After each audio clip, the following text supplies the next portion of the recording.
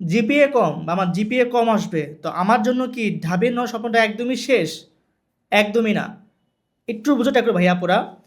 জিপিএর জন্য ঢাবিতে থাকে মাত্র 20 নাম্বার, আর আমার যে পরীক্ষা হবে অ্যাডমিশনটা থাকবে 100 নাম্বার।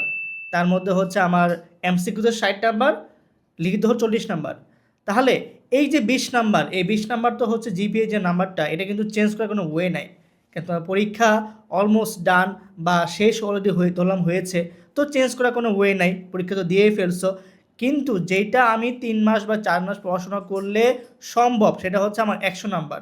সো আমার জিপিএ হয়তো বা তোমার 0.25 বা 1.25 কম পাবা, বাট যে স্টুডেন্টটা পড়াশোনা ভালো করতেছে সে কিন্তু 100 নম্বরের মধ্যে কিন্তু কোনো হাত দেওয়ার সুযোগ নাই। কারণ এটা তুমি পরীক্ষায় যা অ্যান্সার করবা তুমি কিন্তু তাই পাবা। সো এই জন্য অনেকে যেইটা কাজটা করে যে পরীক্ষার রেজাল্টের পরে বা পরীক্ষা দিয়ে এসে আফসোস করে আমার দ্বারা হবে কি না, আমার তো জিপিএ কমে যাবে, বা আমি 4.25 পাবো, বা আমি হচ্ছে বা এল+ পাবো না, আমার তো মার্ক একটু কমবে। সো আমার দ্বারা কী ভাইয়া, এটা কোনো ব্যাপারই না। তোমার পরীক্ষার আবেদন করার জন্য যে ন্যূনতম জিপিএ লাগবে, তোমার এটা পাইলেই তোমার জন্য এনাফ। অনেকে আছে ভাই 4-এর কম জিপিএ নিয়েও ঢাকা বিশ্ববিদ্যালয়ে চান্স পেয়েছে, পড়াশোনা করেছে, তারা এখন খুব ভালো ভালো পর্যায়ে আছে।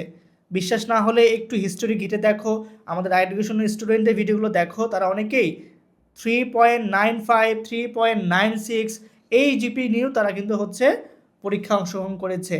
কারণ আমাদের টোটাল কিন্তু একটা ন্যূনতম যোগ্যতা লাগবে, যে ধরো যে টোটাল ইন্ডিভিজুয়ালি 3-এর কম থাকা যাবে না, বা 3.5-এর কম থাকা যাবে না, টোটাল 7.5 বা 7.8, হ্যাঁ, বা ধরো 8 জিপিএ লাগবে। সো এই জিনিসগুলো তোমার কন্ডিশন যেগুলো আছে, তুমি জাস্ট এটা ফিল আপ করো, ট্রাই করো। সো আবারও বলছি, 100 নাম্বারকে বেশি প্রায়োরিটি দাও, প্রিপারেশন গুছিয়ে নাও বাংলা, ইংরেজি, জিকে। এই জন্য তো এডুকেশন ডিওয়াইসও ব্যাচ রয়েছে, তোমাকে আমরা ডিওয়াইসও ব্যাচে সব কিছু গুছিয়ে দিব।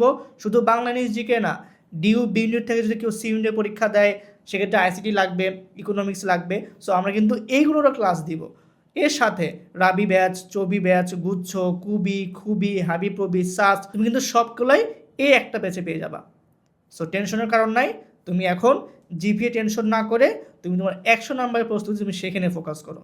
ইনশাল্লাহ ভালো কিছু হতে যাচ্ছে তোমাদের অ্যাডমিশন জার্নিতে, কারণ তোমার পাশে রয়েছে আই এডুকেশন।